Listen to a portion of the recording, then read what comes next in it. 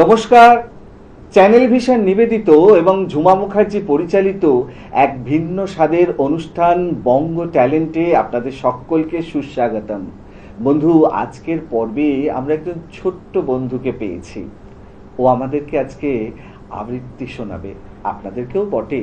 তাহলে চলুন চট করে আগে ওর সাথে আলাপটা করে নিই, তারপর তো ওর উপস্থাপনার মধ্যে দিয়ে আমাদের অনুষ্ঠানকে এগিয়ে নিয়ে যাব। তোমাকে আমাদের বঙ্গ ট্যালেন্টে সুস্বাগতম। ধন্যবাদ। আচ্ছা, তোমার নামটা তুমি নিজে মুখে বলো। আমার নাম রিতিশা মাইতি। আরেকবার। রিতিশা মাইতি। রিতিশা মাইতি। কোথায় থাকো তুমি? Lake market. Lake market. বাহ। আজকে তো তুমি আমাদেরকে কবিতা শোনাবে। শুরুতে কোন কবিতা?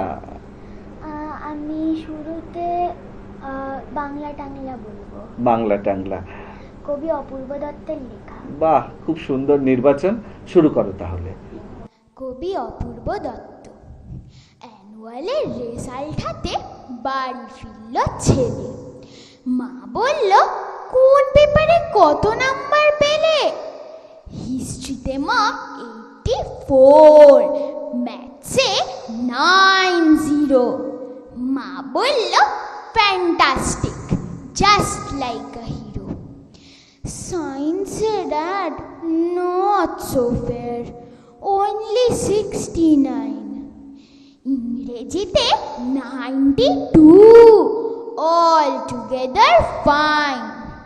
জিওগ্রাফির পেপারে তো 100 ডুবিয়ে দিল বেঙ্গলিটাই, ভেরি পুয়ার গ্রেড।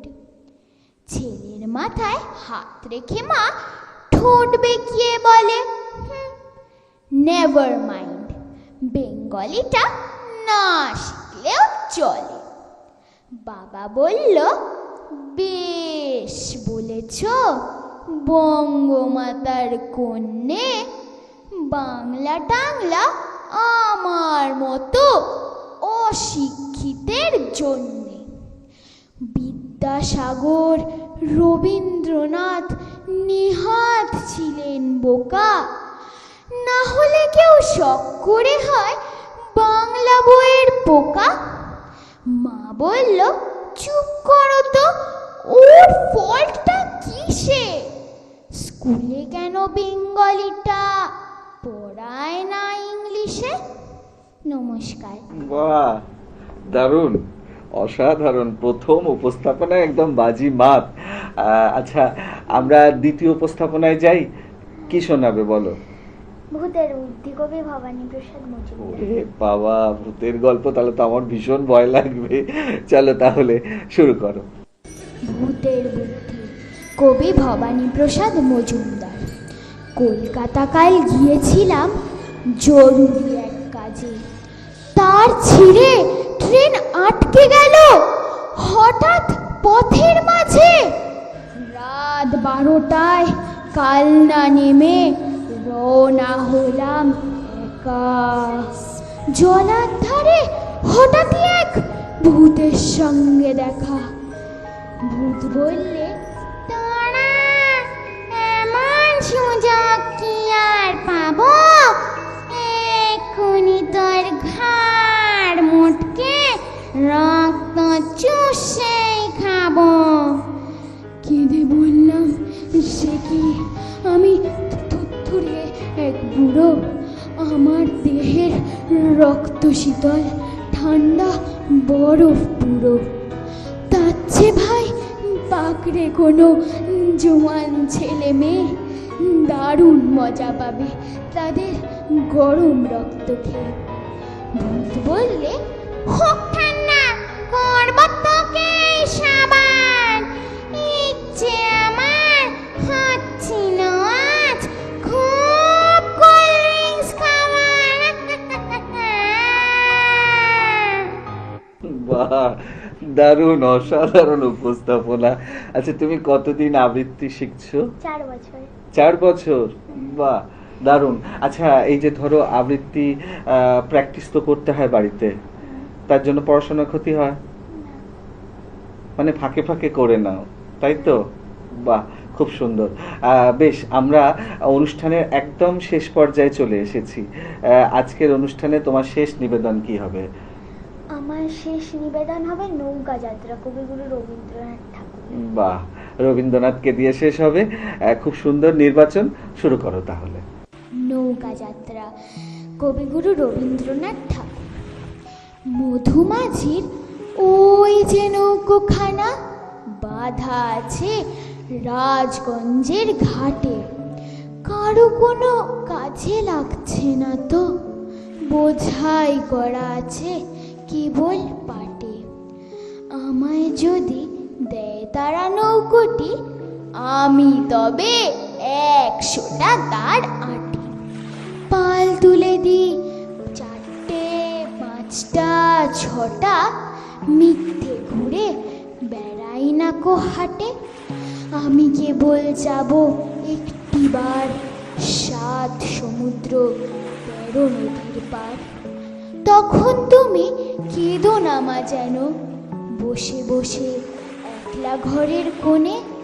আমি তো আর যাচ্ছি না কো চলে, রামের মতো 14 বছর বনে। আমি যাব রাজপুত্র হয়ে, নৌকা ভরা সোনা মানিক বয়ে। আশুকে আর শ্যামকে নেব সাথে, আমরা শুধু যাব মা 3 জনে। আমি কেবল যাব একটিবার 7 সমুদ্র 13 নদীর পার। ভোরের বেলা দেব নৌকো ছেড়ে, দেখতে দেখতে কোথায় যাব ভেসে।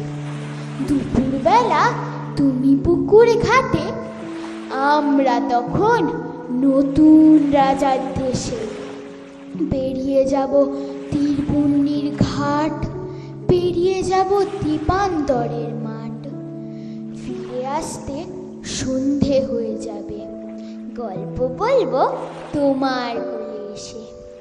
আমি কেবল যাব একটিবার 7 সমুদ্র 13 নদীর পার। নমস্কার। দারুণ, অসাধারণ উপস্থাপনা সত্যি। মানে আমি শুনছিলাম বিভোর হয়ে, সত্যি খুব ভালো। তোমার বয়স অনুযায়ী এত ছোট তুমি, অথচ কত ম্যাচিওর উপস্থাপনা। আচ্ছা, তুমি কার কাছে শেখো আবৃত্তি? আমি সোনালী আন্টির কাছে শিখি। আচ্ছা। উনি আমার একটি ছোটবেলাকার বন্ধু, আচ্ছা। আইন্দ্রিতার মা। আচ্ছা আচ্ছা আচ্ছা। কোন ক্লাসে পড়ো তুমি? আমি 5ম শ্রেণীতে পড়ি। কোন school? The BSS school, Ballygunge শিক্ষা সদন। আচ্ছা আচ্ছা, বাহ, খুব সুন্দর। আবৃত্তি তোমার খুব ভালো লাগে, তাই তো? হ্যাঁ। আরো অনেক আবৃত্তি তোলাও আছে। হ্যাঁ। তাহলে এরপরে কিন্তু আরেকটা দিন আসতে হবে এবং আরো অনেক অনেক আবৃত্তি শুনিয়ে যেতে হবে, তাই তো? আছে। একদম। সত্যি দর্শক বন্ধু, আপনারাও কিন্তু আমার সাথে একমত হবেন। আজকে ঋদ্ধিশাকে পেয়ে আমাদের অনুষ্ঠান একবারে কবিতায় কবিতায় ভরে উঠেছিল। এরকম একটা অনুষ্ঠান শেষ করতে ইচ্ছা করে না, বিশ্বাস করুন, কিন্তু কিছু তো করার নেই, সময় একদম শেষ, অনুষ্ঠান তো শেষ করতেই হবে। তবে বিদায় নেওয়ার আগে সেই গুরুত্বপূর্ণ কথাটা আবারও বলে যাই, আপনারাও যদি আমাদের এই অনুষ্ঠানে অংশগ্রহণ করতে চান, তাহলে আপনাদের একটা পারফরমেন্সের ভিডিও আমাদেরকে হোয়াটসঅ্যাপ করে দিন। আর আপনাদের সেই ভিডিও যদি আমাদের ভালো লাগে, তাহলে আপনারাও চলে আসতে পারবেন আমাদের এই অনুষ্ঠানে অংশগ্রহণ করতে। আমাদের হোয়াটসঅ্যাপ নাম্বার 9804272808। তাহলে দর্শক বন্ধু, আজকের মতো বিদায়। তবে মন খারাপ করার কিচ্ছু নেই, আবারও দেখা হবে আগামীকাল ঠিক এই সময়ে। ততক্ষণ পর্যন্ত বিদায় বন্ধু। নমস্কার।